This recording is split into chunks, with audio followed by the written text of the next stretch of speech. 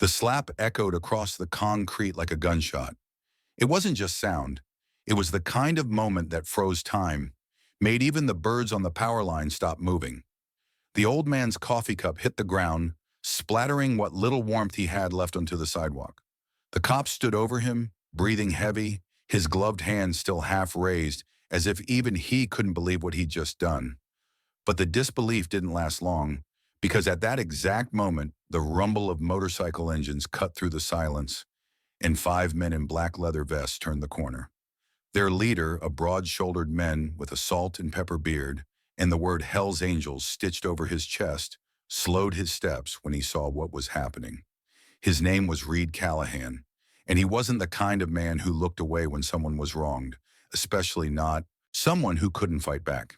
If you believe kindness still has a place in this world and that strength means standing up for the weak, then please take a second to like, comment, share, and subscribe to Kindness Corner. Your small act of support helped to spread stories that remind the world what humanity looks like. Reed's boots echoed against the pavement as he walked toward the station, his men following close behind. The officer, his badge reading M. Reynolds, straightened, trying to compose himself.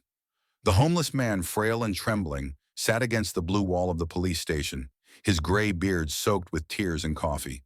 His name tag on a worn jacket said, Frank. He had once been a mechanic, a father, a man with a small home and a bigger heart.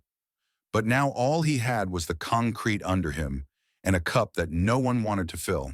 The officer's shout had been loud enough for everyone inside to hear, and a few officers were now stepping out from the glass doors, squinting into the sunlight. Reed's stride didn't falter. His eyes, gray, steady and stormy, were fixed on the scene ahead. He wasn't rushing, he wasn't yelling, he was just coming, and the kind of calm he carried was more dangerous than any rage. Behind him, for other bikers, moved in sync.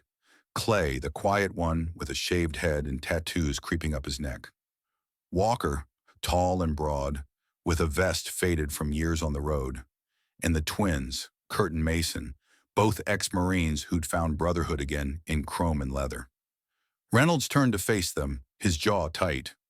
"Move along, fellas," he said, though the tremor in his voice betrayed his nerves. The station doors opened wider. 2 more officers stepped out, watching closely, but Reed didn't move along. He stopped right at the edge of the curb where Frank sat and crouched beside the old men. Without saying a word, he took off his gloves, pulled out a folded handkerchief from his back pocket, and began wiping the dirt and blood from Frank's cheek. The world around them seemed to hold its breath. Even Reynolds froze. Reed then reached into his vest and pulled out a crumpled $20 bill, tucking it gently into Frank's jacket pocket. Then finally, he looked up right into the officer's eyes. It wasn't rage that filled Reed's stare. It was disappointment, the kind that cuts deeper than anger ever could.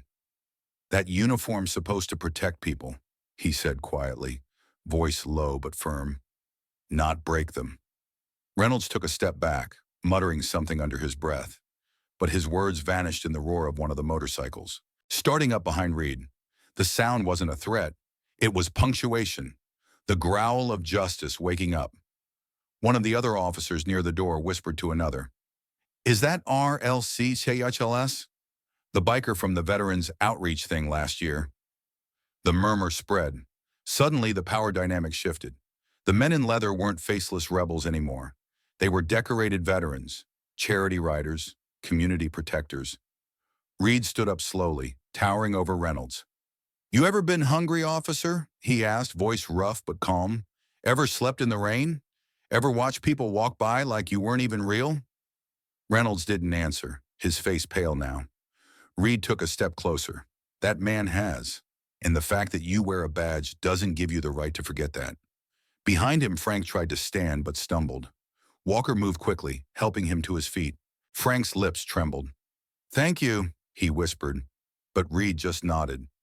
He wasn't looking for thanks. He was looking for something else, something that had been missing from too many uniforms and too many hearts. An older officer stepped out from the station, eyes wide with disbelief. "What's going on here?" he asked. But before anyone could answer, Reed turned his head slightly, meeting his gaze. "One of your own forgot what it means to serve," he said. "Maybe remind him." The older man looked down, his expression heavy. He knew what that meant. The tension hung thick in the air. Then, one by one, the other officers began to step back. The younger cop, Reynolds, shifted uncomfortably, his eyes darting to the ground.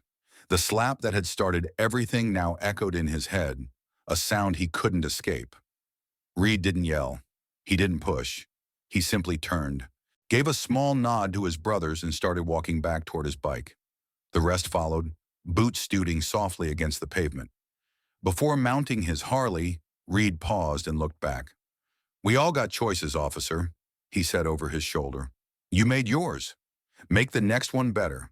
With that, he put on his gloves, started the engine, and rolled out slowly, the deep rumble of 5 motorcycles fading into the distance, like thunder after a storm. Inside the station, silence lingered. No one moved.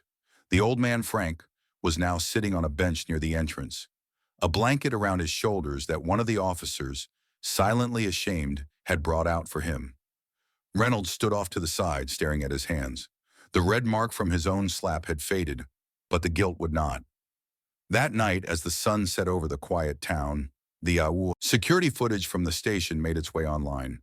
A cop slapping a homeless man and 5 bikers stepping in. But what went viral wasn't the confrontation. It was the compassion. It was the image of a tattooed biker kneeling beside a forgotten man, cleaning his wounds without a word. By morning, the internet was flooded with messages. Not all heroes wear badges.